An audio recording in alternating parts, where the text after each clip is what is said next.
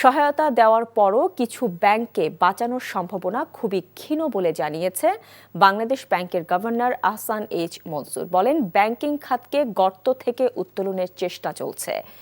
আর বেসরকারি গবেষণা সংস্থা সিপিডি বলছে, লাইফ সাপোর্টে থাকা ব্যাংকগুলোকে বন্ধ করা ছাড়া দেশের এই খাত পুনরুদ্ধার সম্ভব নয়। দুপুরে ব্র্যাক সেন্টারে সিপিডির কনফারেন্সে এসব কথা উঠে আসে।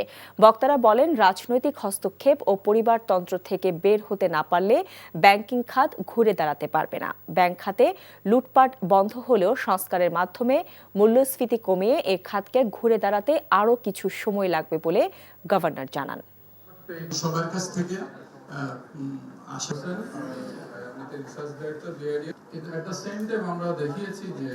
এমডি নিয়োগ দেওয়া কিংবা তাদের তাদের এক্সটেনশন দেওয়া ইত্যাদি সব ক্ষেত্রে কিন্তু নিয়মটা ব্যত্যয় করা হচ্ছে পলিটিক্যাল কানেকশনের কারণে। আর আমরা যেটা বলেছি যে ব্যাংকিং কোম্পানি অ্যাক্ট যেটা, এটা কিন্তু বারবার পরিবর্তন করে সেটা পারিবারিক পরিবারতন্ত্র প্রতিষ্ঠা করার জন্য করা হয়েছে, মানে তাদের সুবিধার জন্য করা হয়েছে, সেটাকে বন্ধ করতে হবে। ইসলামী ব্যাংক এবং ইউসিবিএল এই দুটো কিন্তু মোটামুটি গ্র্যাজুয়েটেড হয়ে যাবে বলে আমরা আশা করি।